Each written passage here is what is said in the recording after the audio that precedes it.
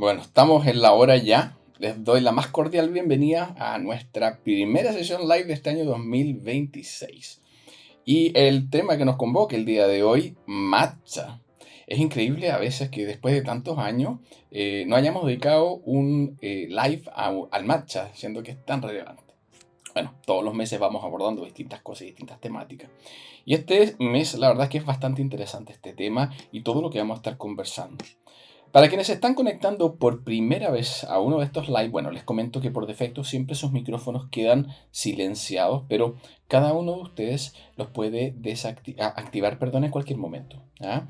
Para poder hacer sus consultas, también tienen un chat, ¿ya? Que está disponible y sus consultas las pueden ver todos, a menos que obviamente hagan una consulta de forma privada a mi persona. Pero yo les recomendaría que dejaran las consultas justamente para que les lleguen a todas las personas y así todos podamos verlas y yo las voy respondiendo a la medida que vayan apareciendo. Pueden hacer sus consultas en cualquier momento a viva voz, ¿ah? O bien a través de la herramienta de chat. Y bueno, como siempre, estos lives tienen objetivos que son los que buscamos completar a lo largo de la sesión. Esta sesión va a durar aproximadamente una hora, puede ser que nos extendamos un poquito, la verdad siempre nos extendemos un poco, para que estén preparados. ¿Y cuáles son estos objetivos que tenemos trazados para el día de hoy? En primer lugar, conocer el matcha, pero desde una perspectiva histórica. ¿Ah? Muchos conocen el matcha, saben dónde vienen, saben que se produce en Japón, saben que hay también en China, pero ¿cuáles son sus verdaderos orígenes? ¿Cómo se hizo famoso en Japón proveniendo de China? Vamos a estar conversando sobre esto. Y sobre las denominadas eras del té, por si alguno de ustedes no las conoce aún. Y en segundo lugar, la idea es poder entender también y ahondar un poquito más en la parte histórica dentro de Japón para entender cómo el matcha se desarrolló y logró varias transformaciones culturales y espirituales. El tipo de uso que se dio, la forma en la cual se abordó desde el punto de vista medicinal y cómo las distintas instancias sociales empezaron a utilizarlo. Para luego adentrarnos a la tercera parte de nuestro live, que probablemente es la más larga, en donde vamos a estar identificando las características, distintas calidades, cómo apreciarlas y métodos de preparación para matcha. Vamos a ver que hay muchas técnicas para prepararlo. Algunas son súper rápidas, otras la verdad es que son súper funcionales, pero vamos a entender qué es lo que hay detrás de un tipo de preparación y otra, en términos de calidad. Y cuando hablo de calidad me estoy refiriendo a aroma, sabor y por supuesto transferencia de beneficios y asimilación de beneficios. Así que, como pueden ver, vamos a estar tratando varios tópicos, tratar de englobar el matcha desde una mirada 360 grados, todos los ámbitos desde lo histórico hasta, bueno, cómo determinar sus calidades. Y partamos entonces por la primera parte, entendiendo los orígenes históricos del matcha.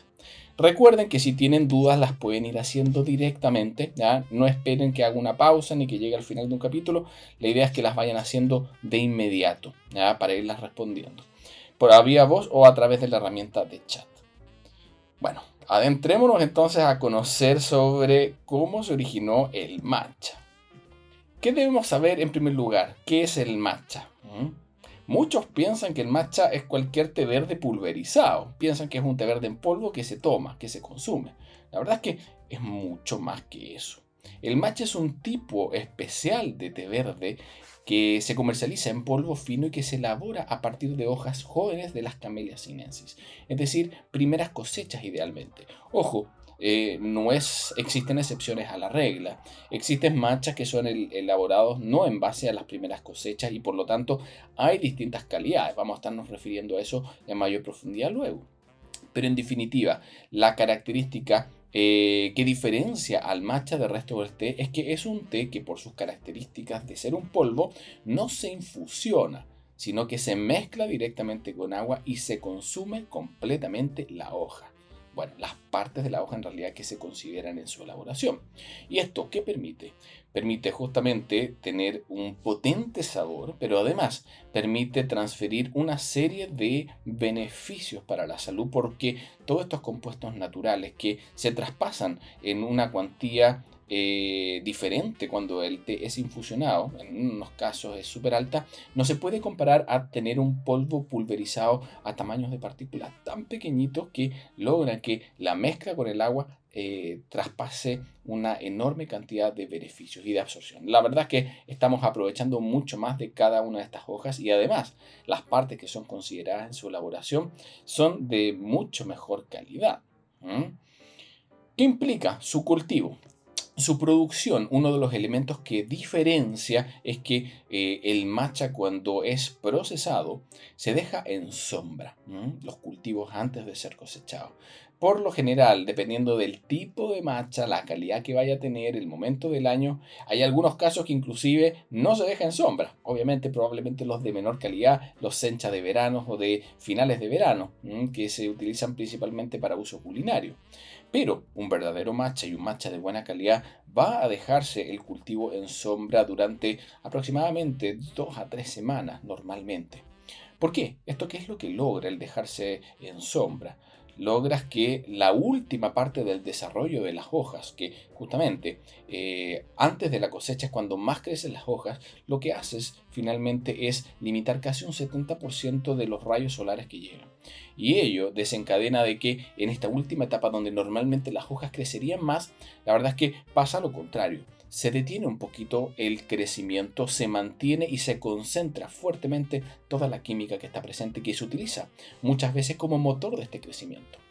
Los antioxidantes, los niveles de cafeína tienen distintas funciones biológicas dentro de la planta y cuando limitas el crecimiento en esta última fase, todo ese combustible que está listo y preparado y dispuesto para hacer crecer esas hojas bastante en el último tiempo, se mantiene concentrado.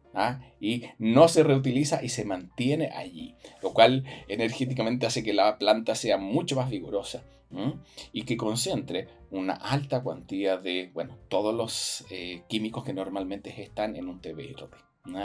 L-teanina, antioxidantes, cafeína. Y el resultado con todo esto es una bebida de color verde intenso, de un sabor profundo, con una textura sedosa, con algunas notas bien especiales en términos aromáticos que combinan energía sostenida con una experiencia sensorial que para la mayoría de las personas resulta muy agradable y beneficiosa para su salud. Obviamente, esa percepción organoléptica va a depender de factores como los cultivares que se empleen, el momento de la cosecha, la verdadera calidad del producto que se esté desarrollando, la cuantía de tiempo que se deje en sombra y, bueno, otras variables también ligadas a cualquier proceso productivo de té, que a la larga repercuten en su calidad. Hay algunas matchas que se perciben mucho más amargos que otros. Hay algunos con los cuales que tenemos que ser muy cuidadosos en cuanto a la temperatura, el agua y cosas así. Pero en definitiva, tienen que saber que el matcha no consiste en cualquier té verde pulverizado.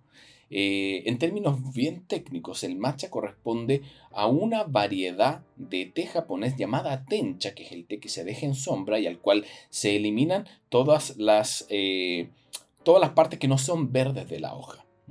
Se separan todas como el esqueletito que tiene la hoja se saca y se deja solamente las partes verdes que posteriormente pasan y son molidas. Pero esas partecitas verdes, antes de ser molidas, pueden ser también infusionadas. Y ese té, en ese momento se conoce como tencha. Y el tencha, la verdad es que es un té maravilloso, que tiene una vida bastante corta, eso sí, cuando tú lo infusionas. Normalmente lo infusionas a baja temperatura por un periodo prolongado para la calidad que tiene y para la intensidad que desarrolla. Y tienes una infusión extremadamente umami que resiste 1 o 2 infusiones a lo más, pero es extremadamente umami. Y bueno, esas hojas cuando se pasan a un proceso de molienda, que las pulveriza, que no las muele, mucho más. Cuando hablamos de pulverización estamos hablando más que de una molienda, puesto que aquí en términos técnicos se diferencia una de otra por los tamaños de partículas que somos capaces de lograr. Aquí ya estamos hablando de micrones. Me voy a referir a eso probablemente un poquito después. Pero en definitiva, el matcha es no cualquier té verde, sino que es un tencha que ha sido pulverizado a través de molinillos de piedra normalmente, aunque existen otras técnicas. ¿Y cómo llegó a ser tan famoso el matcha? ¿Cuál es la historia del matcha? Partamos y remontémonos varios siglos atrás y vámonos a China. a lo que se conocía como, o lo que se conoce como la primera era del té. El mundo del té y su historia está dividido en tres grandes eras, ¿ya? Relacionadas justamente a la forma en la cual el té era cultivado, cosechado, procesado y consumido. La primera era del té, ¿ah? Abarca principalmente las dinastías Tang y las dinastías Song, entre los siglos VII al siglo VIII, al siglo XIII. ¿Ah? Estamos hablando de casi 7 siglos. Y durante todo este periodo el té dejó de ser únicamente una medicina, sino que comenzó a convertirse en una bebida culturalmente muy relevante vinculada al arte, a la filosofía y a la vida intelectual en China. Durante este periodo, ¿ya? El té obtuvo su propio ideograma en el idioma chino, ¿ya? Eso da a entender que culturalmente era muy relevante. Era mencionado en poemas y era ampliamente utilizado por sus beneficios para la salud, porque efectivamente se sabía que era una bebida súper revitalizante. Pero bueno, esto fue evolucionando, obviamente. Durante esta etapa el té no se consumía como lo preparamos hoy en día, era muy distinta a su forma de preparación. Generalmente las hojas eran cocidas y posteriormente prensadas en bloques o ladrillos que se almacenaban y luego para prepararlos, ¿ya? Estos ladrillitos se trozaban, se molían y luego se batían con agua caliente, dando lugar a una bebida espumosa con algunas similitudes al matcha actual, pero era más bien como una especie como de sopa con trozos de hojas y molidillo. La verdad es que no era muy alta la calidad en comparación a lo que hoy día conocemos como infusiones de té. Sin embargo, se obtenían bebidas espumosas y se aprovechaba bastante los beneficios del té con este tipo de preparación. Este método de preparación, la verdad es que sentó las bases técnicas y conceptuales de lo que es el té en polvo, el que más tarde comenzaría a ser mayormente utilizado y sería preservado y perfeccionado luego en Japón, como vamos a ver. Luego que vino la segunda era del té, la era del té batido. Y este periodo es extremadamente importante porque durante la segunda era del té cambió la forma en la cual el té era consumido. Principalmente en la dinastía Song, desde el siglo X al XIII, ya en China el té se había consolidado absolutamente. Y aquí ya en esta fase final, en esta dinastía, el consumo del té en polvo batido con agua caliente fue lo que más la llevaba. Es lo que se hacía. Pasamos de preparar una sopa que era un poco espumosa a simplemente echar este polvillo de té y este molidillo y revolverlo con agua. Y se hizo la tradición. Esta práctica se fue refinando bastante y estaba muy ligada al mundo del arte, a la contemplación y a la vida intelectual y dio origen a esta bebida espumosa que puede considerarse derechamente como el antecedente más directo a lo que es el matcha actual.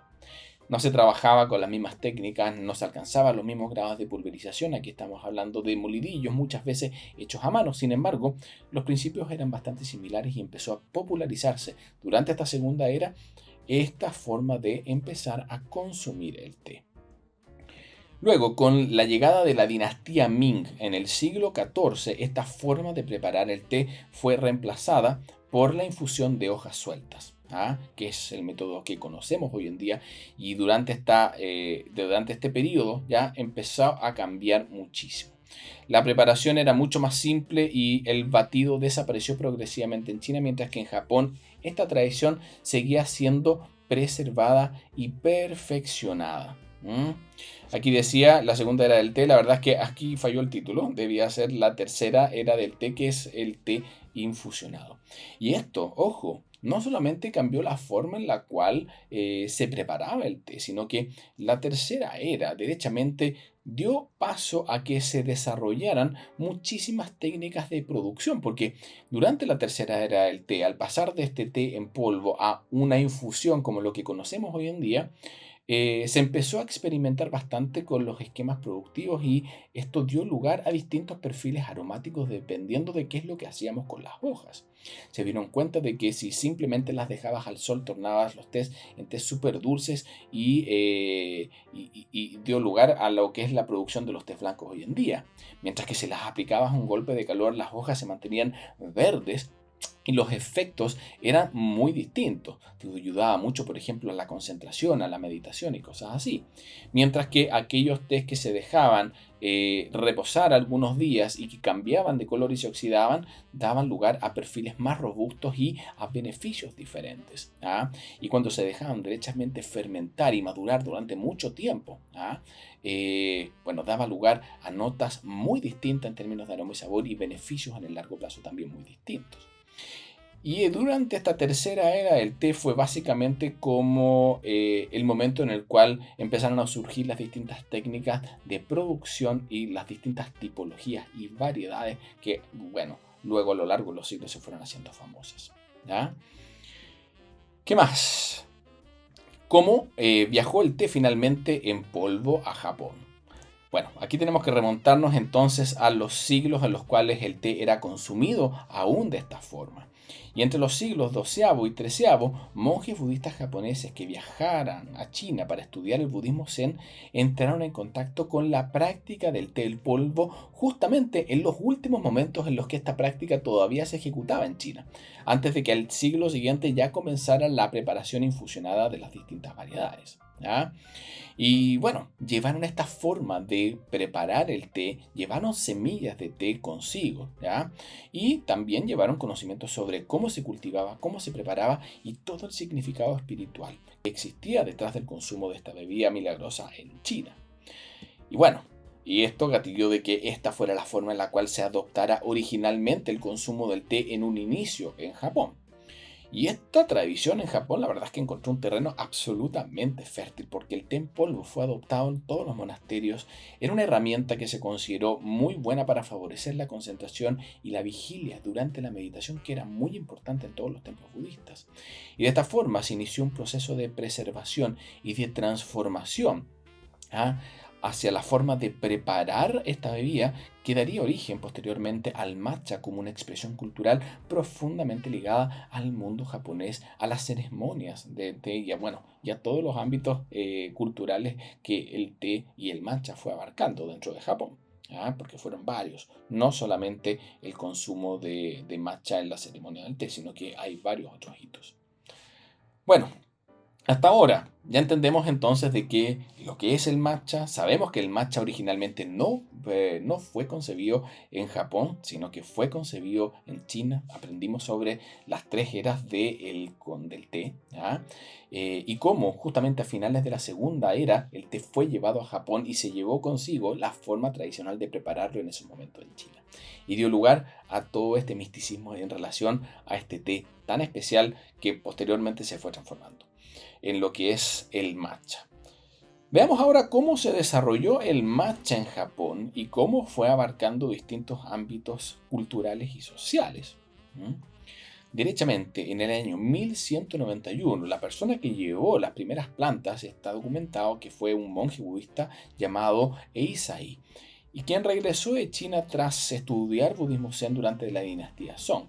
Y él fue quien introdujo en Japón este té en polvo, ¿ah? Llevó semillas de té, enseñó también a los monjes en los monasterios cómo podía ser preparado. Y desde un inicio promovió el consumo del té no solamente como una bebida, sino que era una herramienta de salud y de equilibrio entre cuerpo y mente. De hecho, en Japón se escribieron los primeros tratados profundos sobre la medicina en relación al consumo de té. ¿Mm? Se había mencionado libros en China, pero nunca había salido ningún libro asociado a los beneficios del té para la salud.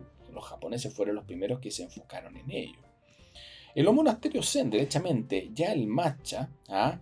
Su técnica de preparación se fue refinando y se integró a la práctica de la meditación por su capacidad de favorecer la vigilia en los estados de concentración sin que te quedases dormido y pudieras meditar por un tiempo más prolongado. Y esta práctica luego trascendió el ámbito religioso y se estructuró más bien como un ritual asentando las bases de lo que más tarde se conocería como la ceremonia del té japonesa. Pasaron muchas cosas para que esta ceremonia del té japonesa se desarrollara como lo que es al día de hoy y la importancia que tuvo durante varios siglos. ¿Ah? Hoy día sigue siendo relevante, muy relevante, sigue siendo muy estudiada en muchos países. ¿Ah? Y esto partió, pero hace muchos siglos, como se dan cuenta. Y el matcha fue uno de los precursores de todos estos elementos. Hay algo que poco se sabe y es que durante los periodos Kamakura, ya entre 1185 y 1133, y los periodos Muromachi, casi hasta el siglo, mire, fíjense, 1573, el matcha se difundió hacia la clase samurái. Ya en este tiempo el matcha era sumamente conocido, pero la ceremonia del té se empezó a difundir no solamente desde los ámbitos religiosos, sino que fue adoptada también como una bebida que favorecía la concentración, la claridad mental y la disciplina, cualidades esenciales para el entrenamiento y el combate. Este consumo por parte de las clases samurái reforzó el vínculo entre el zen y la cultura de la guerra y consolidó también el matcha no solamente como parte de la vida espiritual, sino que también como parte de la práctica tradicional en Japón durante la edad medieval japonesa. ¿Mm? Y fue por ello de que posteriormente el té comenzó a ser también consumido por distintas clases sociales. Los samuráis probablemente consumían el té de forma muy ceremonial. ¿Ah? La ceremonia del té japonesa estuvo muy ligado a la práctica samurái siempre. La alta corte también consumía el té, también consumía el matcha. Y cada vez el té fue avanzando y penetrando con mayor fuerza dentro de la comunidad japonesa. Bueno, ¿cómo pasamos del refinamiento japonés original que tenía el matcha hasta el consumo contemporáneo? Bueno, pasaron muchísimas cosas, obviamente. La historia japonesa es una historia muy entretenida, la verdad. Historia que, la verdad, también tiene bastantes elementos fortuitos. Probablemente si no hubieran habido un par de tifones, la realidad de Japón hubiera sido muy distinta de lo que conocemos hoy en día. No sé si alguna vez han escuchado la historia del kamikaze. Del viento kamikaze, que dio origen a este término utilizado fuertemente en la guerra y en los combates, pero si tienen por ahí la instancia de averiguar un poquito más y leer sobre la cultura japonesa, se van a dar cuenta que es muy linda, ¿ya? Toda la historia de Japón.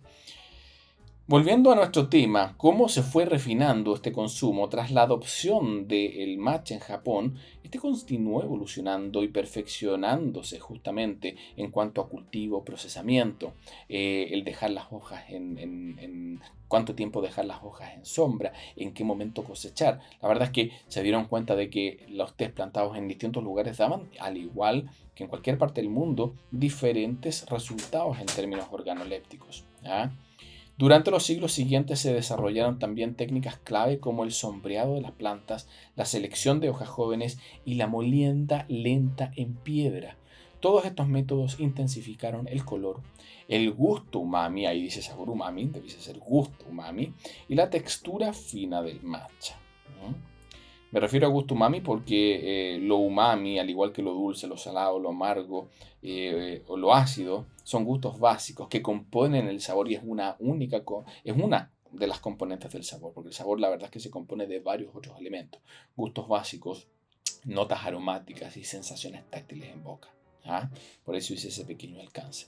Pero en definitiva, a través de los siglos se fueron desarrollando técnicas que fueron mejorando la calidad del matcha, ¿ya? Perfilando estos gustos básicos que hoy día conocemos en el matcha como tan distintivos, se intensificaron justamente con mejores prácticas agrícolas y mejores procesos productivos que fueron siendo aplicados. Y con el tiempo el matcha trascendió los monasterios, trascendió las clases samurái y se fue integrando con mayor fuerza a la ceremonia del té en la vida cultural japonesa. En la era contemporánea, esta tradición milenaria también se proyectó al mundo. Se convirtió en una bebida global asociada tanto al ritual y a la contemplación y también con mucha fuerza ligada a lo que es el bienestar, al wellness y la vida moderna. Eso ha gatillado este boom tan importante que el matcha ha tenido, especialmente durante los últimos 5 años. La verdad es que el boom del matcha partió hace unos 15 años aproximadamente, pero ya los niveles que ha alcanzado este boom al día de hoy probablemente nunca se pensaron. Hoy día, derechamente, la oferta no alcanza a cubrir la demanda. Y esto ha provocado de que otros países productores también estén al día de hoy produciendo matcha. ¿Mm? Se discute muchas veces si los matchas provenientes de China son de buena calidad, son de mala calidad. Son diferentes. No necesariamente esto los hace ser de menor calidad, pero son distintos y hay que entender estas diferencias porque cuando hablamos de las características organolépticas que un té va a tener, va a depender de muchos factores, varietales y cultivares de la planta del té que se empleen, pero también tiene mucha fuerza el lugar donde esa planta se plante, ¿ya? La forma en la cual se desarrollan los procesos productivos y todo lo que tiene que ver con las condiciones ambientales, donde crece una planta del té y donde se desarrolla, va a gatillar de que las calidades, características o intensidades que un té pueda desarrollar sean diferentes. Y esto no quita que sea mejor o menor, va a ser diferente, probablemente va a ser igual de bueno. Si buscamos en términos de beneficios, un matcha producido en China va a tener excelentes beneficios para la salud porque va a ser un té procesado de forma idéntica como es procesado en Japón. Va a maximizar cafeína, va a maximizar también la cuantía de L-tianina y de antioxidantes y va a ser muy bueno desde esa perspectiva. Probablemente si un productor no tiene procesos tan cuidadosos o la selección no es tan buena, quizás vas a tener un poquito más de amargor. Eso también va a depender de los cultivares que se empleen y las características que las hojas del té desarrollan en un lugar particular donde esté plantado. Y por eso es diferente. Hoy día los lugares en donde el té es plantado en Japón para procesar y obtener matcha son lugares muy puntuales en los cuales se sabe que el matcha funciona muy bien. Perfectamente, pero y si se utiliza una cosecha destinada a la elaboración de otros tipos de té en otras zonas de Japón, quizás obtengas y obtienes un matcha a través de ellos, vas a obtener quizás un matcha de mala calidad y comparable, ¿ya? A los que se pueden obtener en otros países. ¿Por qué? Porque hoy día estas zonas en donde los matchas se elaboran, principalmente en los alrededores de la zona de Kioto, ¿ya? Nara, Mie, ¿ya? Son justamente localidades en donde las características ambientales, sumado a las variedades de plantas específicas que allí se plantan, logran que el matcha que se produce a partir de ellos tenga excelente calidad en términos de aroma, gusto umami, presencia fuerte de antioxidantes y sabores cremosos, robustos y bajo amargor.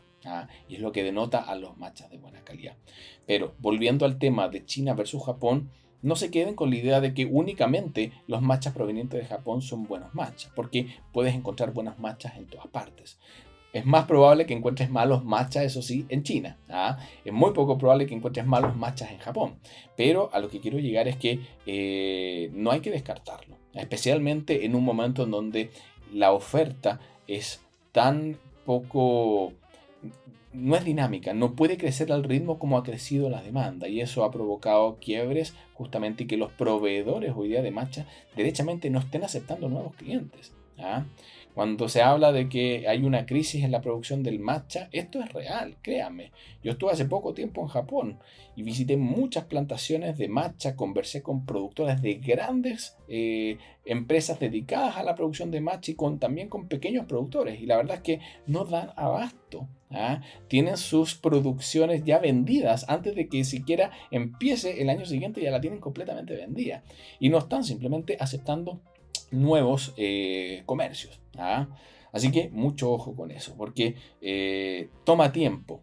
Hay bastantes dificultades que Japón también está experimentando en este ámbito. La población dedicada a la producción de té cada vez está más envejecida.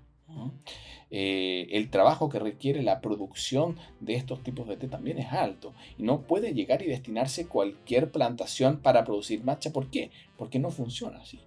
Y esto demanda años muchas veces de que se pueda definir y ampliar una producción que tenga justamente la calidad que se espera de un producto proveniente de Japón. Dicho esto, no sé si tienen alguna consulta hasta ahora. Si no, vamos continuando. Han hecho pocas consultas hoy día. Iba a tomarme un matcha latte hoy día, pero después lo pensé bien. Aquí ya son las 8:30 de la noche. Y la verdad es que cuando tomo matcha a esta hora, después puede ser que llegue hasta las 2, 3 de la mañana con los ojos mirando el techo porque a mí me pega muy fuerte el matcha, la verdad. Así que simplemente me estoy tomando un té blanco con una hojita de lavanda. Bueno, continuemos entonces con nuestra tercera parte. Vamos a hablar a continuación sobre características, calidades y preparación. Esta parte se viene muy entretenida. En primer lugar, ¿qué es lo que define un buen matcha? Hemos conversado en términos generales sobre lo que uno espera de un buen matcha, pero en un ámbito más técnico, ¿qué espera uno? Un color verde vibrante, que va a ser un indicador de un alto nivel de clorofila. Alto nivel de clorofila implica que hubo sombreado, porque ese sombreado limitó justamente que la clorofila se transformara en otros compuestos y se mantuvieron las hojas muy, muy, muy verdes. Mientras que los tonos más amarillentos o marrones pueden estar determinando la existencia de oxidación o baja calidad. Muchas veces esta baja calidad no necesariamente es resultado de las partes utilizadas, sino puede ser simplemente a que ese té haya sido mal mantenido, que no haya sido mantenido en las condiciones idóneas de temperatura y humedad, y que con el tiempo, justamente, si estuvo sometido a golpes de calor o cosas así, el color del matcha cambia.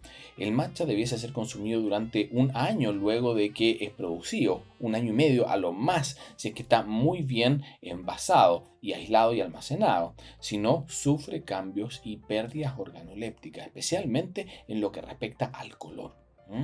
Pudo haber sido excelente verde de una altísima calidad, pero si no se mantuvo en las condiciones idóneas, puedes llegar a verlo súper opaco y poco vibrante su color. En cuanto al aroma, fresco, vegetal y dulce. Ojo con eso, dulce. Nunca notas a heno, nunca notas a pescado a tierra. Algunas reminiscencias marinas sí pueden haber, pero no notas a pescado derechamente. Algunos matchas se pueden percibir más marinos que otros dependiendo del lugar también de donde provengan y ojo también con que lo estemos consumiendo.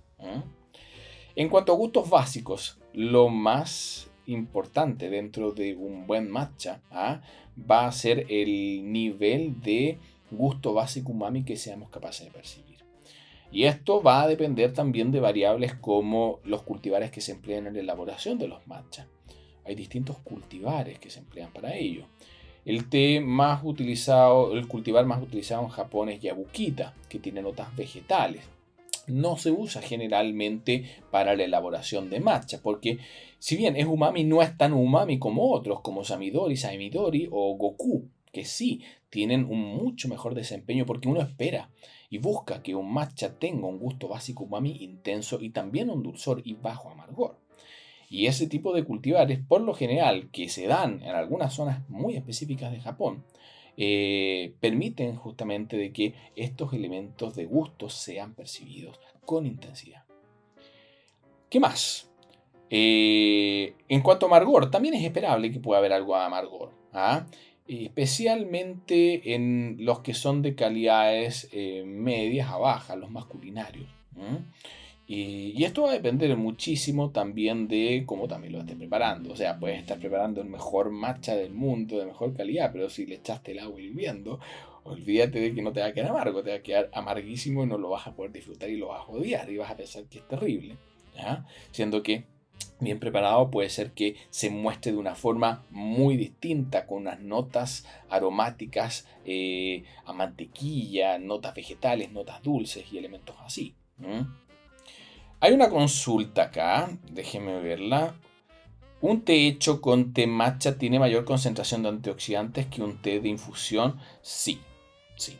Creo que lo había mencionado antes. Primero, porque las partes que se utilizan tienen, son primeras cosechas en donde los tés concentran muy alta cuantía de antioxidantes, pero además, además de ello, el hecho de que los tés, los matchas sean dejados en sombra, provoca de que la cuantía de antioxidantes sea mucho mayor que tés que no son dejados en sombra.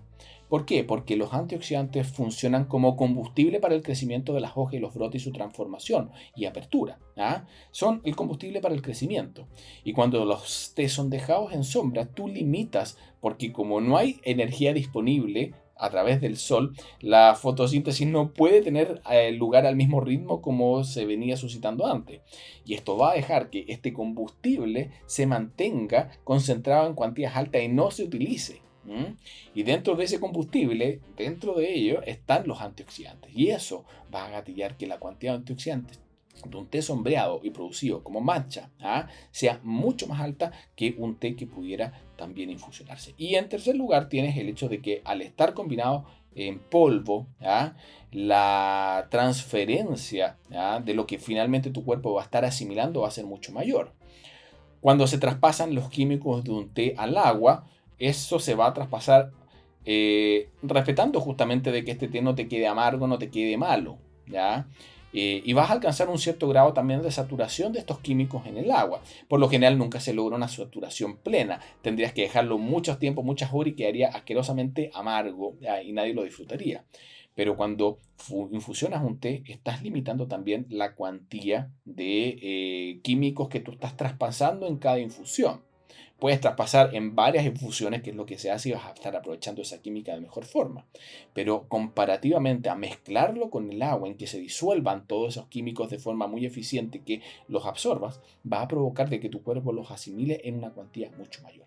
Lo cual también va a depender de la forma en la cual lo prepares. De eso me voy a referir más adelante. Así que, en definitiva, sí obtienes una mayor cantidad de toda la química que está presente, no solamente de los antioxidantes, del L-teanina y, ojo, también de la cafeína. ¿Ya? El té matcha tiene menos amargor que un té de infusión. Va a depender de cómo lo prepares. En definitiva, si lo preparas cualquier té infusionado o revuelto con agua, te puede quedar extremadamente amargo si no respetas las reglas de preparación. Tú puedes preparar el mismo tencha que da lugar a un matcha y si le echas el agua hirviendo va a ser súper amargo. Y si lo preparas a 60 grados y lo infusionas durante un minuto va a ser extremadamente umami y dulce. Las mismas hojas. Lo mismo con el matcha. El matcha te puede quedar el de mejor calidad, el que se percibe más dulce y umami, extremadamente amargo. Lo umami y lo dulce van a seguir estando allí. Sin embargo, al quemarlo, al utilizar agua demasiado caliente, la extracción de taninos va a ser tan alta y se va a percibir tan amargo que probablemente no lo vas a disfrutar. Así que no sabría decirte si tiene un menor amargor con una infusión. Si no respetas las condiciones de preparación, si echas más de la cuenta, utilizas una temperatura diferente, sí va a ser amargo. Pero puedes lograr el mismo resultado desastroso con una infusión de cualquier té. Bueno, ¿qué más define la calidad de un buen matcha? Su textura en polvo. Micras muy finitas. Si se encuentran por ahí con un matcha que se ve casi como arena o como leche en polvo, no es un buen matcha, lo más probable.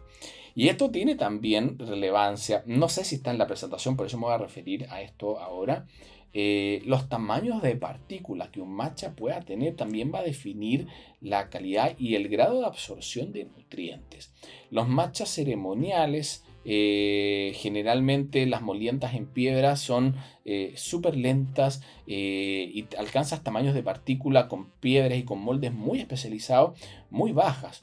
Por lo general bajo los 10 micrones, el tamaño de partícula. Y eso hace que cuando abres un tarro de matcha es como que se evaporara. Tú ves que como que sale un polvillo volando. De verdad que eso ocurre. Y es porque esos tamaños de partículas son tan bajos que logras también una transferencia de beneficios mayor. La asimilación de la química beneficiosa de un matcha mezclado a este tamaño de pulverización es mayor. Lo que va a estar absorbiendo tu cuerpo va a ser más de lo que ese te tiene para ofrecer en relación a si esos tamaños de partículas son más grandes. Bueno, ¿qué más tenemos en relación a lo que define a un buen matcha? Bueno, tipos de matcha. Aquí hay algo que quiero aclarar y es bien importante. Las clasificaciones que existen son clasificaciones que no tienen un aval desde el punto de vista técnico, sino más bien comercial. Probablemente han escuchado los nombres de matcha ceremonial, matcha premium y matcha culinario.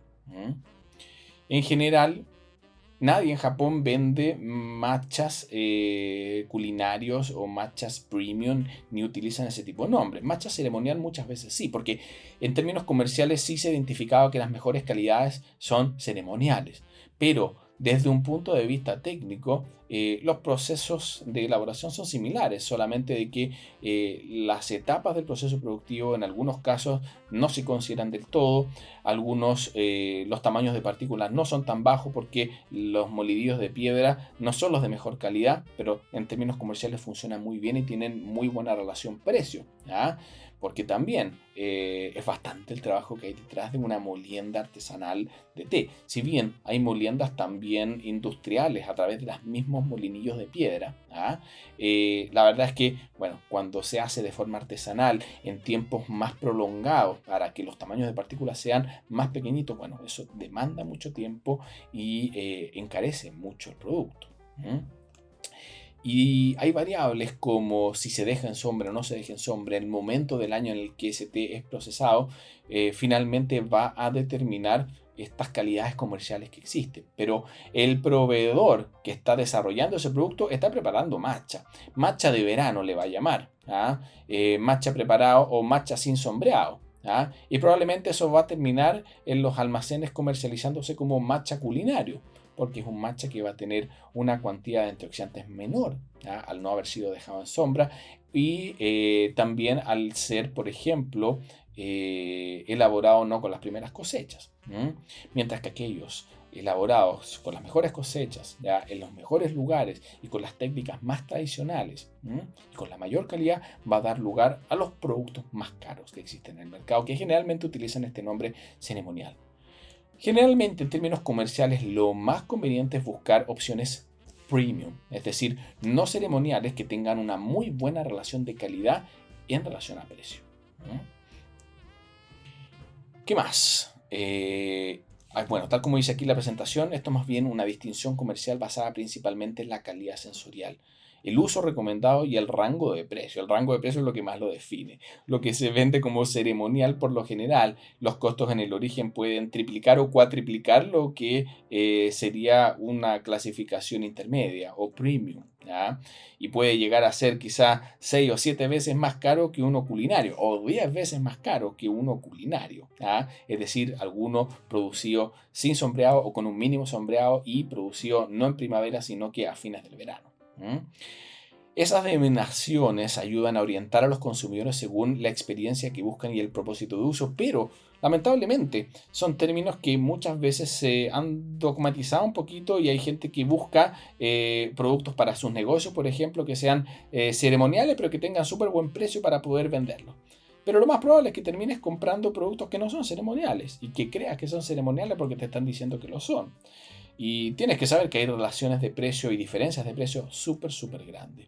Probablemente sea poco competitivo comercializar matchas a gran escala del tipo ceremonial. Probablemente un pequeño segmento de tus clientes van a estar dispuestos quizás a pagar $50 por 30 gramos o más. En Japón, en los puntos de origen, los lugares más famosos para producción de matcha en las tiendas, inclusive la escasez es tan alta que cuando tú vas a una tienda ves que desde las 8 de la mañana hay fila y entras a las tiendas y únicamente te venden un tarrito por persona, porque si no se les acaba súper rápido. Y son tarritos que puedes comprar a veces por $80-90 y son 20 o 30 gramos de matchas de altísima calidad. Esos productos, la verdad es que lo más probable es que no tengan un potencial comercial grande fuera de Japón, porque los costos de llevarlos, los niveles de producción son tan bajos que la verdad es que no se sentirían quizás rentables. Por eso, a nivel comercial tiene tanta penetración también los matchas chinos, que si bien no son iguales por lo que les he explicado, son diferentes, pero no necesariamente eso los convierte en productos de mala calidad. Son diferentes a los de Japón, sí, pero hay algunos que tienen calidades muy altas igualmente y que pueden ser similares a los de Japón, pero va a depender justamente de otros factores. Aquí estoy viendo otra consulta. Hay encuentros presenciales, me encantaría ir a uno o varios. No. Pierde las propiedades al prepararlo de manera no convencional. Yo lo hago en jalea sin sabor. Vamos a conversar sobre las preparaciones. Puedes prepararlo de la forma que tú quieras, pero claramente, dependiendo con qué lo estés mezclando, eso puede transformar la forma en la cual tu cuerpo asimila los nutrientes presentes en el matcha. Si la jalea es dulce, va a tener implicancias a si la jalea no es dulce. Vamos a conversarlo entonces al momento de la preparación. Si por ahí se me escapa y se me olvida, recuérdame tu consulta. Continuemos con lo que está aquí en la PPT. Como les decía entonces, una distinción más bien del tipo comercial. Y estas denominaciones ayudan a que el consumidor pueda justamente guiarse en la experiencia que busca y en el propósito de uso. Pero no caigamos en el error de buscar ciegamente productos ceremoniales, porque no siempre van a ser ceremoniales. Y que una marca te esté vendiendo un producto que se diga ceremonial no implica que eso vaya a ser así. Yo me he topado en distintos países con productos no ceremoniales de mejor calidad que los ceremoniales que venden en otras tiendas. Va a depender mucho de la responsabilidad también de los productores y de los comercializadores. Lamentablemente eso ocurre y en un producto que está tan demandado, hoy en día se pueden suscitar lamentablemente ese tipo de cosas. ¿Qué más en cuanto a la clasificación comercial? En general, a mayor calidad, el matcha presenta un color más intenso, un sabor más equilibrado y una textura más fina. Cuando hablamos de textura, estamos hablando de una sensación táctil en boca que es una especie de oleosidad que te deja. No cuerpo, no es igualmente el matcha tiene mucho cuerpo, pero es una sensación levemente oleosa. Mientras que las calidades orientadas a la cocina, suelen tener perfiles más robustos, un poco más de amargor, definitivamente menos dulzor, menos umami y un precio mucho más accesible. Adecuados para mezclas y preparaciones con otros ingredientes. Y tiene todo sentido. ¿De qué te serviría buscar para preparaciones culinarias matchas de tan alta calidad que no vas a percibir como tal? Sería un despropósito porque en términos de beneficios y de sabor general y de perfil de sabor, uno culinario te va a servir muy bien. Vas a traspasar eso que es el matcha. Si vas a estar preparando coctelería con matcha, galletas con matcha, pasteles con matcha, créeme. Ese sabor, ese gusto umami va a estar presente. Esa calidad en cuanto a elementos vegetales intensos va a estar presente. Pero no vas a estar percibiendo en un alimento el matcha en toda su plenitud como lo estarías considerando si lo preparas directamente y lo consumes solo. Y en términos, de qué determina esta calidad, bueno, ya lo habíamos conversado. La cosecha, el sombreado o no, la técnica de molienda y los tamaños de partículas. Eso es muy importante porque mientras más pequeñas las partículas, mayor tiempo se ha destinado a justamente ese proceso de molienda y eso gatilla de que finalmente la absorción de nutrientes sea mucho más alta. Me hacen la consulta acá si tengo experiencia en matcha de Misiones, Argentina. No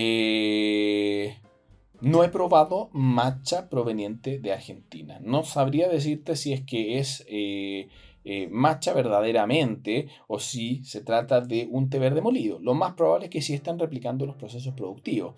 Me parecería muy responsable llamarlo matcha si no están replicando el proceso íntegro de elaboración del tencha y su molienda. En una de esas puede ser un muy buen producto, porque como te decía, a pesar de que el terroir puede ser distinto en términos de aromáticos, en términos de beneficios, puedes lograr resultados de muy buena calidad si empleas los mismos materiales, si empleas los mismos implementos para las moliendas, si te dedicas también a sombrear los productos antes de que sean cosechados y cosas así. Tengo un viaje planificado para este año, me parece que septiembre voy a estar en plantaciones de Argentina, en varias, y lo más probable es que después de eso tenga la oportunidad de poder probar matchas producidos en el área de Misiones, porque va a estar en Misiones derechamente. Así que, bueno, lamentablemente no te tengo una respuesta precisa ahora, pero la voy a tener durante este año. Si tú tienes alguna apreciación sobre los productos matcha provenientes de la zona de Misiones, compártela con nosotros. Felices para saber qué te ha parecido y si has tenido la oportunidad de probarlos y compararlos con los matchas provenientes de otros países. Bueno, atento también por acá. Todos en realidad. Veamos ahora el famoso test del papel blanco para determinar la calidad. No sé si alguno de ustedes lo ha escuchado o lo ha visto. Básicamente se trata de tomar distintos matchas, una hoja blanca, echar un poquito del polvo en ella y poner tu dedo y correr tu dedo hacia el lado para ver cuál es la traza que deja ese matcha. ¿Mm? El test del papel blanco es una forma súper simple y visual de evaluar la calidad del matcha porque te va a permitir evaluar comparativamente el color de distintas variedades, la finura, ¿ya? Estos tamaños de partícula y la homogeneidad. Te vas a dar cuenta cómo es el trazo, ¿ya? Si ese trazo se interrumpe, si quedan montoncitos, si el papel queda muy bien pintado, si se corre mucho. Bueno, son distintos elementos que te van a permitir dar una idea de qué tan fino es ese polvo, cuál es su color, ¿ya? Y para realizarlo, colocas una pequeña cantidad de distintos matchas, idealmente. Hacerlo comparativamente es la clave para poder ver las calidades de distintos productos que estés evaluando, ¿ya? Colocas todos estos productos sobre una hoja de papel blanco limpia y que no tenga texturas y luego corres tu dedo hacia el lado para ver qué es lo que dibuja. Luego, bueno, aquí lo decía, desliza suavemente el polvo sobre el papel en una única dirección. Un matcha de buena calidad deja una traza uniforme, eso es lo importante. Una traza intensa y de un color verde vibrante, impregnado el papel de manera pareja. En cambio, si la traza se ve de un color apagado, irregular o con una sensación arenosa, esto va a ser un indicativo de partículas más grandes y de menor contenido de clorofila o de una calidad inferior. Recuerden que cuando hablamos de calidad inferior no necesariamente quiere decir que ese té fue malo en un inicio, pero si no fue bien cuidado, ese color va a cambiar. Aquí vemos la aplicación de este famoso test del papel blanco. Se echan los montoncitos y se cambia y se ven las distintas tonalidades. Tú puedes apreciar la tonalidad del polvo y la tonalidad del trazo. Si se dan cuenta, los tres que están aquí a la derecha, los colores son mucho más vibrantes y verdosos que los que están aquí a la izquierda, que se ven un poco más amarillentos y apagados. Y dentro de estos que está acá, hay algunos que se ven inclusive un poquito más verdosos y más vibrantes. Este, por ejemplo, se ve mucho más intenso el color verde en comparación a los dos que están al lado, a pesar de que son bastante similares. Fíjense también en los trazos, hasta dónde llega. Fíjense en esas motitas de polvo que llegaron aquí al final. Eso quiere decir que cuando se pasó el dedo, no todo se deshizo y se impregnó en el papel, sino que se acumuló y eso denota un tamaño de partícula mayor. En estos casos no se suscitó lo mismo, es como que todo se impregnó en el papel antes de llegar al final. Y eso es importantísimo porque si es que tienes las mismas cantidades en el papel y tu dedo llega hasta el mismo lugar, ¿ya? Y no todo el matcha se ha impregnado en el papel, eso quiere decir que esos tamaños de partículas son grandes. Son todos esos aspectos entonces que hay que evaluar. Y el test del papel, la verdad es que ayuda muchísimo, especialmente cuando estás haciendo comparativas de proveedores para evaluar con qué productos trabajar.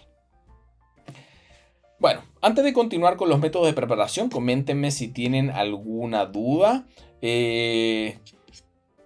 No nos respondieron finalmente a ver si es que había probado entonces los matchas de misión en Argentina. ¿Quién fue? Aparece aquí como Natalio. Si lo has probado, por favor, coméntalo porque yo quedé súper metido y me encantaría saber tu opinión al respecto. En relación entonces a los métodos de preparación, ¿cuáles son los que existen? La preparación tradicional japonesa. También podemos prepararlo sin toda esta parafernalia de los implementos japoneses y simplemente podemos batirlo con agua. Vamos a obtener un buen resultado. Probablemente sí, si el agua está a buena temperatura. También podemos hacer las preparaciones muy, muy comerciales como del tipo latte, que la verdad a mí me encantan. Tiene cambios. Vamos a referirnos a estos cambios en cuanto a los beneficios que se transmiten en esta forma de preparación. Pero es una bebida exquisita. A muchas personas no les gusta el matcha. Hay muchas personas que el matcha los hace vomitar derechamente. No conozco ningún fanático del té que no haya vomitado un par de veces en base a matcha. Te estoy sincero, me incluyo. Hay que tener ciertos resguardos. El matcha es un té que tiene mucho cuerpo, por lo tanto, la recomendación va a ser siempre acompañarlo de un alimento o haber comido algo previamente y jamás probarlo ni consumirlo con el estómago vacío. Por favor, si a alguno de ustedes les ha pasado lo que les estoy describiendo y lo han tomado en la mañana a primera hora, coméntenmelo. Si les ha pasado, digan, también me ha pasado. Me gustaría saberlo. Porque por lo general muchas personas les ha pasado. La hora ideal para tomar el matcha va a depender de tus objetivos. O sea, si vas a manejar, por ejemplo, toda la noche, tómate un matcha a las 11 de la noche, porque te va a mantener súper activo y atento. En un día tradicional, ¿cuándo te va a servir un matcha? ¿Qué beneficios va a tener el matcha? Te va a activar, te va a dar un golpe de inyección de energía porque va a activar tu sistema nervioso central a través del alcaloide cafeína. Te va a dar un golpe rápido de energía, pero también te va a favorecer y te va a entregar otros elementos. Te va a entregar potenciación cognitiva, la capacidad de concentrarte mejor. Así que idealmente en las mañanas, no necesariamente a primera hora, pero a media mañana. Si estás en tu trabajo, a mí me parece uno de los horarios mejores, porque si te has tomado una bebida más alcaloide de la mañana, como un café o un té, y te tomas luego un té verde en general o un matcha, la verdad es que vas a reforzar ese golpe de cafeína inicial de la mañana y te va a dar la concentración para tener una mañana súper productiva y concentrada. Luego de un almuerzo, inmediatamente no lo recomendaría justamente por un tema de absorción de hierro, porque es muy potente y puede tener efectos. Esto, eso sí, hay que saber de que no afecta a todos los tés verdes y no a todo el matcha, sino que en realidad va a depender muchísimo del tipo de dieta que tú puedas tener. Personas que siguen dietas en las que comen de todo. La verdad es que el consumir matcha inmediatamente después del almuerzo no debiese tener ningún efecto. ¿Por qué?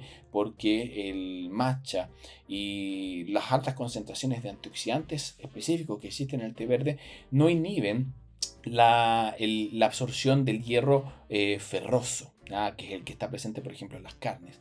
Pero sí, si tu dieta se basa principalmente en dietas vegetarianas o veganas, en donde tus principales fuentes de hierro son del tipo no hemínicas, es decir, el hierro presente en los vegetales, tienes que saber que la tasa de absorción de ese hierro ya de forma normal para lo que tú estás consumiendo es más baja.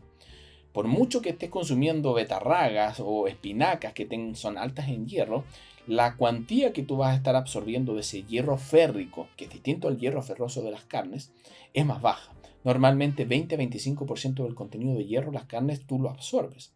Mientras que la disponibilidad real que tienes del hierro férrico de los vegetales es mucho más baja, en torno al 5%. Así que por mucho que consumas ya vas a estar absorbiendo una cuantía menor. Pero además, los tés verdes y obviamente el matcha por la alta cantidad de antioxidantes inhibe la absorción del hierro férrico. Es decir, el hierro proveniente de los vegetales. Esa es una de las razones por las cuales muchas personas que se inician en las dietas vegetarianas o que se tornan vegetarianas o veganas muchas veces desarrollan anemia por consumir altas cuantías de té, especialmente de tés verde, en conjunto con los alimentos sin tener una dieta balanceada. Así que si sigues una dieta normal, puedes consumirlo después de las comidas. No va a haber ningún problema en ello porque no vas a estar afectando tu absorción de hierro férrico. En las tardes también puedes tomar matcha para aprovechar esos beneficios si quieres también tener una tarde productiva, pero debes saber de que también la sensibilidad a la cafeína es diferente de persona a persona. Yo en lo personal después de las 6 de la tarde no le recomendaría a nadie que tome cafeína, que tome matcha por el alto contenido de cafeína, ni tés de ningún tipo que sean altos en cafeína. Tés con enrulados muy intensos, tés negros, tés verdes inclusive como los Gunpowder, o cualquier té con un enrulado muy intenso va a liberar una cantidad de cafeína muy alta en taza. Y a diferencia de lo que ocurre con la cafeína presente en el café en sí, en donde tú tienes una absorción súper rápida, pasa tu plasma sanguíneo y en 1 o 2 horas máxima te provoca un pic de activación súper marcado y alto, pero sale rápidamente de tu organismo. Mientras que el té, por todos los antioxidantes que tiene y resto de químicos, a nivel hepático se va absorbiendo a una velocidad mucho menor. Y eso va a provocar de que te va a estar activando esa cafeína a nivel del sistema nervioso central igual, pero en cuantías menores. Y puede permanecer en tus sistemas 4, 5, 6 horas inclusive, más en algunas personas. Es más probable, de hecho, que te dé insomnio por tomar té que por tomar café. Y eso debes tenerlo presente, porque el matcha es una bebida que tiene una cantidad de cafeína súper alta. Y el hecho de que te la tomes de golpe como un shot no va a provocar de que lo absorbas más lentamente, porque es té, porque tiene todo el resto de química que está presente en el té y que va a provocarte que se absorba esa cafeína lentamente en tu sistema. Así que cuidado entonces con ello. Hoy sigo viendo las preguntas. Me ha pasado, no puedo tomar antes del desayuno, sin embargo, si llego a resfriar es maravilloso. Soy fan del matcha y por eso la pregunta de agregar a jalea sin sabor, cubos de hielo. Lo puedes agregar, va a funcionar súper bien. No he tenido el gusto de probarlos. Aquí me están respondiendo con respecto a los de Misiones. ¿Ya? Sé que está en el proceso de elaboración con las técnicas de sombreado y moliendo y también se comercializa. He visto algunos que están en el mercado, pero en un envase que le da la luz directa. No está al abrigo de la luz como una lata, un envase Doypack recomendado, pero también hay otros que sí están bien envasados para conservar. Bueno, ahí hay que ir perfeccionando. La verdad es que en un envase de vidrio que se vea, la verdad es que es muy, muy, muy nocivo porque el matcha también, por la forma en la cual está concebido como polvo, es súper asivo a absorber humedad del ambiente. Puedes utilizar, ojo, a algunos envases de vidrio especiales como borosilicato, que sí, sin embargo, a diferencia del vidrio tradicional, es muy eficiente para eliminar para minimizar la absorción de humedad. Pero igualmente el hecho de que esté expuesto a la luz, lo puede perjudicar muy rápidamente. Volvamos entonces a las preparaciones para ir respondiendo parte de las consultas que han hecho en relación a qué sucede con los beneficios. Analicemos en primer lugar la preparación tradicional japonesa, luego con agua directa, luego el latte y ojo, también algunas técnicas más innovadoras que han surgido como los batidores rápidos, automatizados o a manito, como existe. ¿La preparación afecta sus beneficios? Muy buena pregunta, porque efectivamente sí. Así como los tamaños de partículas afectan la cuantía disponible de química beneficiosa de un matcha, la forma en la cual lo estemos preparando también va a tener efectos. Las partículas antioxidantes, las moléculas antioxidantes, las catequinas específicamente, en altas cuantías, suelen integrarse muy bien a otros químicos, como la leche, como el azúcar, y se unen molecularmente a estas partículas, lo cual dificulta posteriormente que tu cuerpo las pueda absorber con el mismo grado de eficiencia que si simplemente están disueltas en agua. Por lo tanto, en sí no vas a estar destruyendo los beneficios. He escuchado por ahí, he leído algunas notas por ahí también que se han publicado que hablan de que cuando consumes el matcha con leche estás destruyendo sus beneficios. Eso no es así, en lo absoluto. Sí, ¿por qué? Porque no vas a destruir química. La química del matcha no va a desaparecer. Pero sí las moléculas de grasa de leche y las partículas de leche se van a unir molecularmente a los antioxidantes y eso que va a provocar que a tu cuerpo le cueste más absorberlo, simplemente. Por lo tanto, no va a estar destruyendo su química, pero sí va a estar afectando la forma en la cual tu cuerpo es capaz de asimilarla y quizás va a asimilar una cuantía menor, porque va a ser más complejo para el cuerpo poder deshacer esos enlaces, ¿ya? Para poder absorber los distintos nutrientes. Otra consulta con respecto a que es bueno conservar el matcha en el refrigerador. Sí, es absolutamente cierto. Conservar los matchas refrigerados cuando están sellados en envases de aluminio es lo más recomendable. En torno, ojo, no congelados, refrigerados, idealmente en torno a los 10 grados Celsius, no más bajo que eso. No se te va a congelar, lo puedes tener a 5 grados Celsius, pero no se recomienda a temperaturas bajo cero, en lo absoluto. Mantener refrigerado sí va a maximizar su vida útil. De hecho, en Japón, en casi todas las tiendas de té, los matchas los mantienen refrigerados. Las latitas, los envases, Doypack, todo siempre refrigerado. Y en un almacenamiento de bodega debiese considerarse mantenerlos aislados idealmente a 10 grados Celsius. Ojalá refrigerados. ¿Ya? Volvamos entonces a la preparación, que todavía no hablamos de ningún tipo de preparación. Veamos la tradicional japonesa, la más famosa, la ceremonial. Es la preparación tradicional del matcha que se utiliza el famoso chawan, este bowl japonés que puede tener muchas características muy especiales. También el shasen, el batidor de bambú y la cucharilla medidora que es el shashaku. Para una preparación estándar se emplea normalmente 1,5 a 2 gramos de matcha, lo cual equivale a 1 o 2 cucharillas de bambú. 2 medidas del shashaku.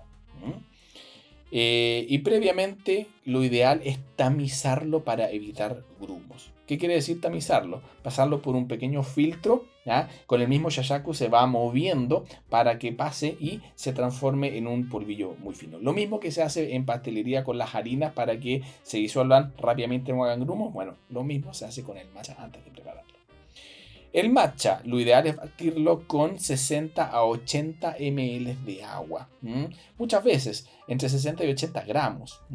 80 gramos generalmente es lo que uno ve que es la cuantía que normalmente se utiliza.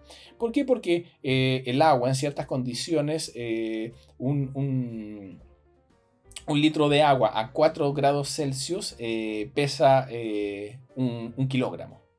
De ahí sale esta cuantía, en donde se equipara 80 ml a 80 gramos. Para el caso del agua sí funciona, siempre y cuando esté en torno a los 4 grados Celsius.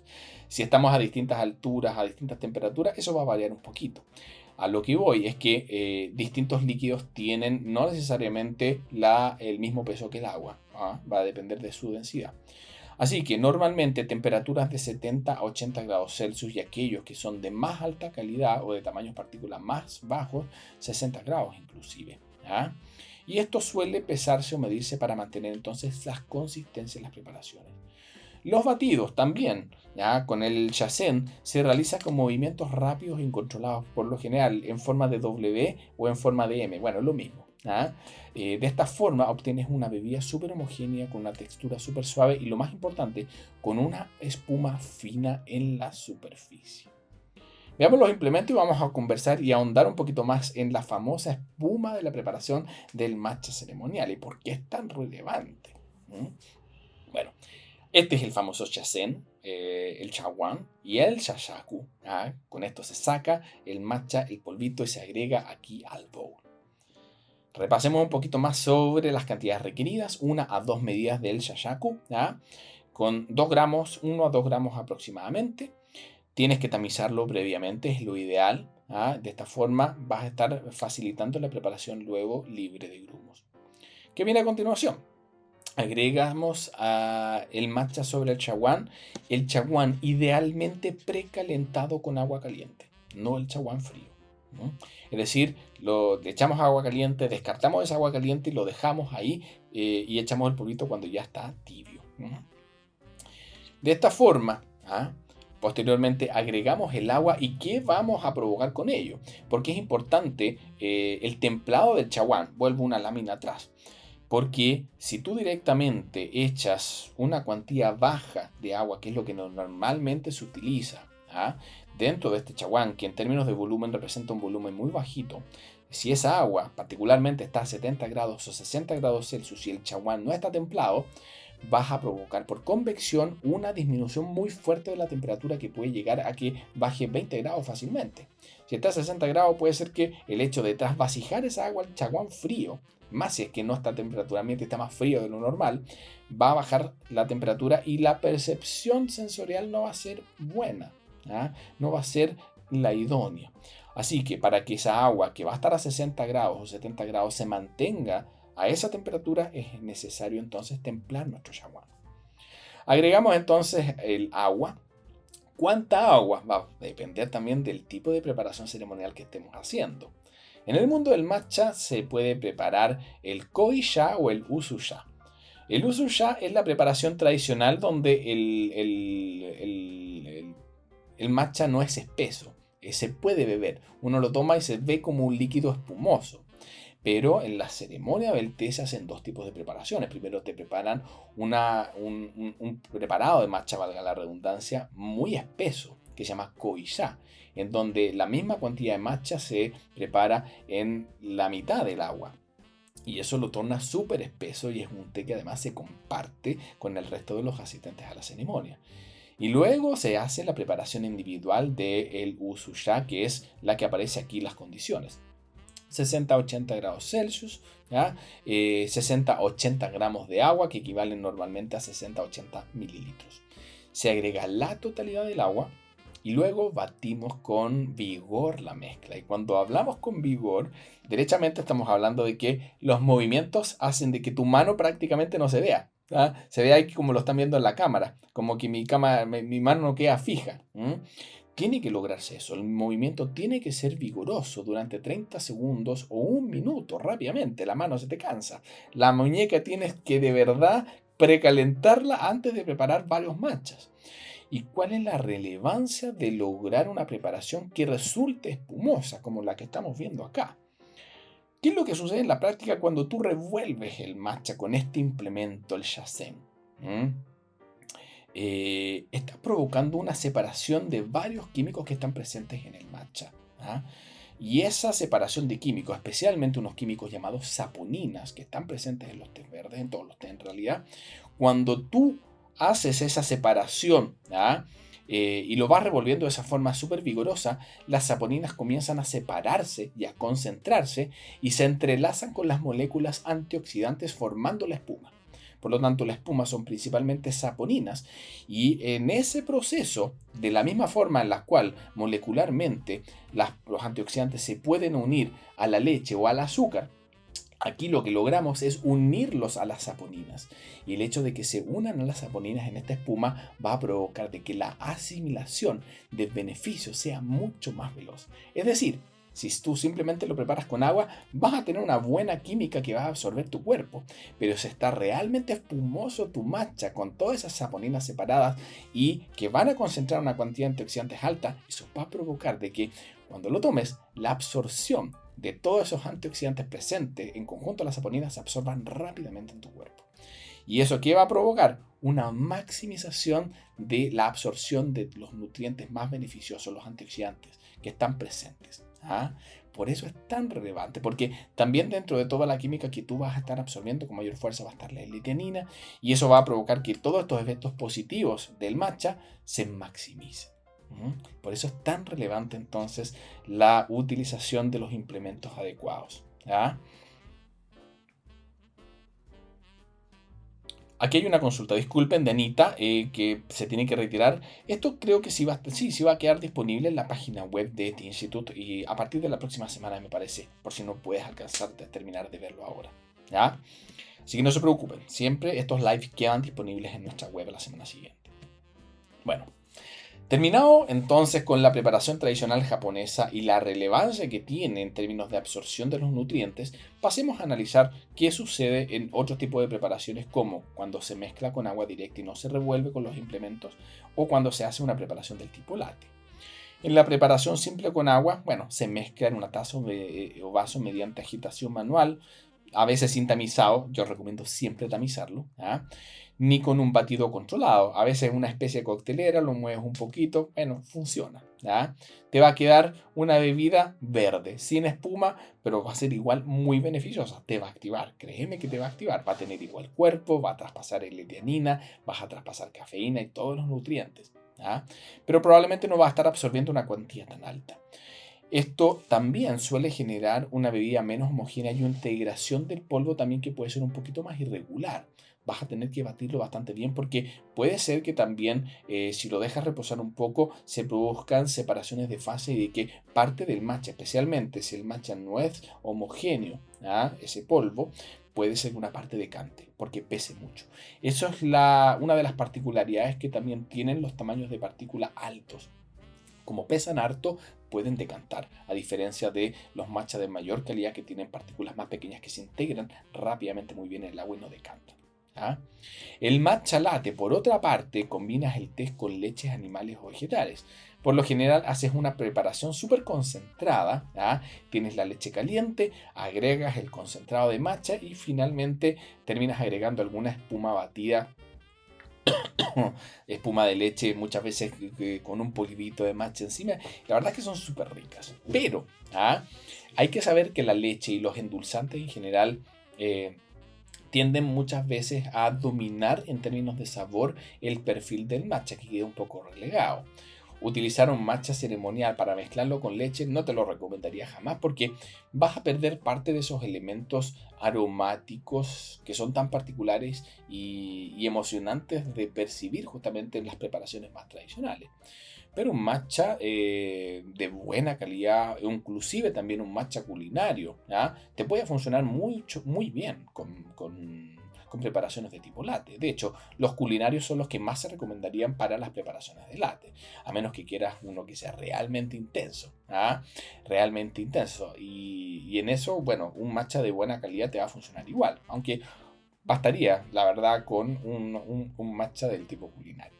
¿Ya?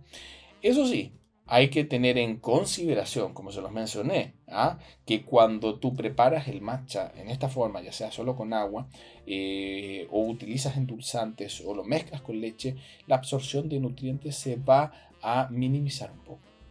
En el caso de simplemente mezclarlo con agua, no vas a estar maximizando el potencial de absorción que tienes cuando generas espuma. Pero además sí vas a estar disminuyendo la cantidad que absorbes cuando está mezclado con leche, con endulzantes, por estas uniones que se producen a nivel molecular entre los antioxidantes y otros compuestos que están también presentes y las moléculas de la leche. Así que muy presente ello. ¿Qué más tenemos? Batidores rápidos y métodos shaker. Aquí no está puesto lo que corresponde, acabo de darme cuenta. Pero, en definitiva, ¿cuáles son los famosos shakers que existen?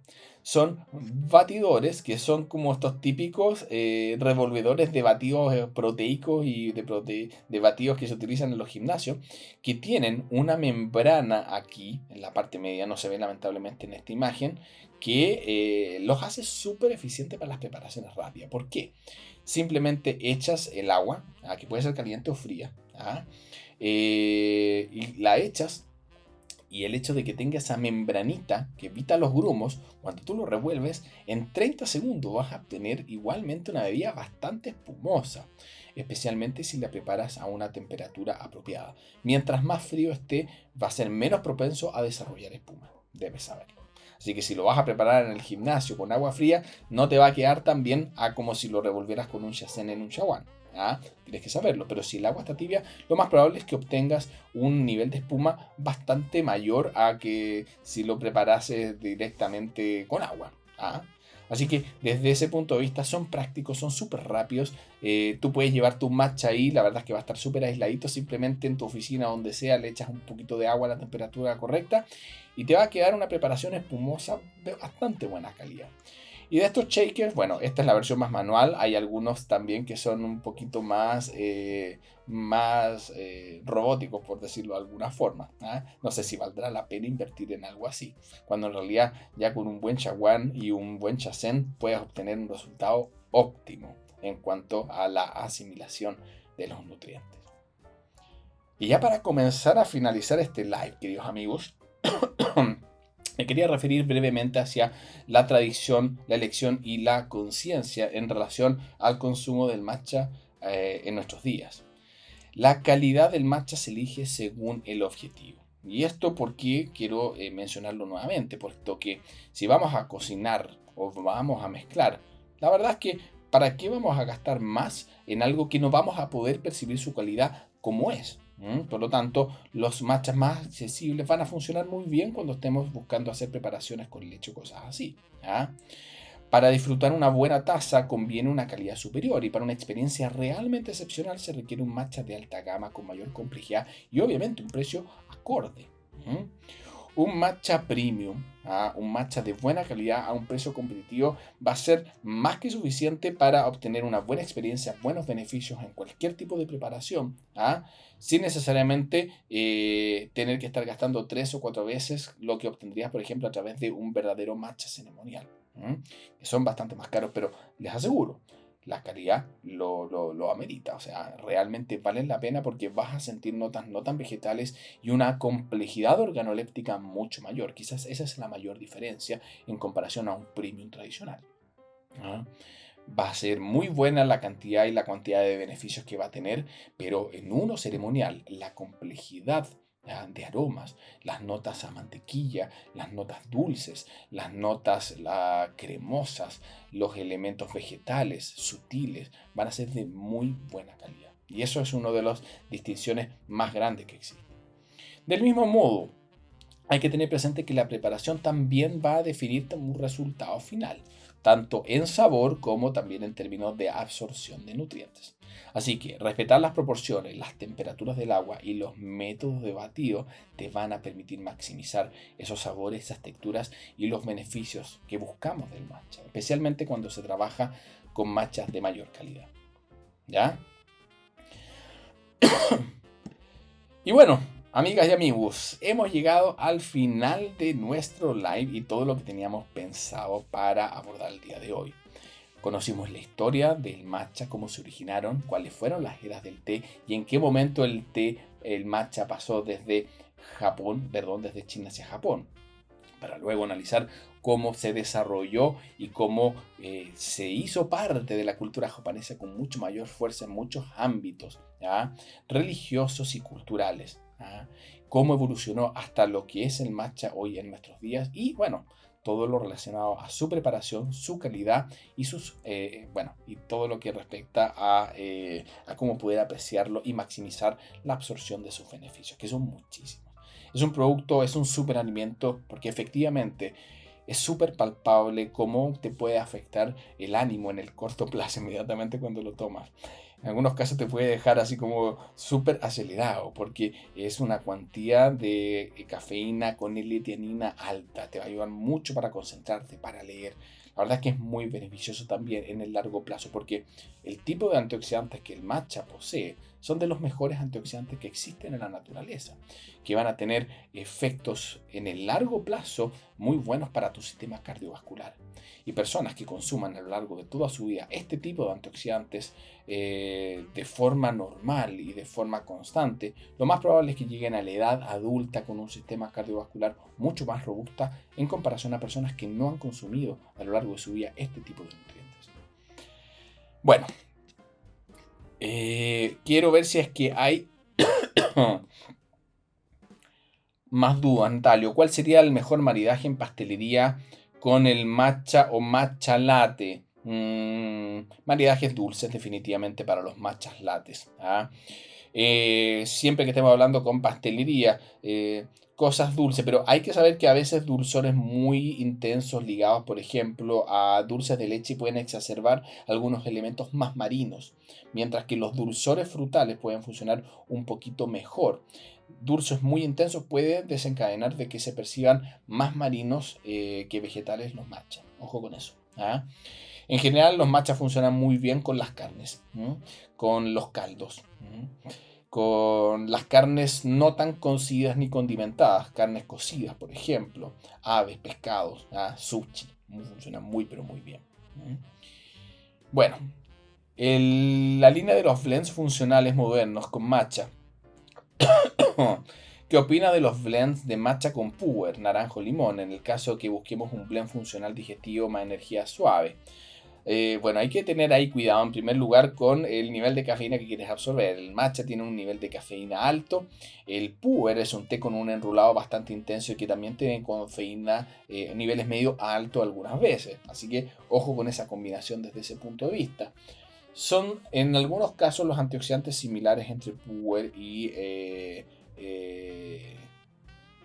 matcha, pero en algunos casos algunos beneficios son diferentes. En términos de sabor, no sé si se acoplarán muy bien, la verdad, porque son perfiles muy distintos. Yo en lo personal preferiría tomarlos cada uno por separado, quizás en distintos momentos, quizás uno después de otro, pero mezclados me parecen un poco extraños. He visto blends con matcha, algunos funcionan súper bien para compensar algunas debilidades de otros té.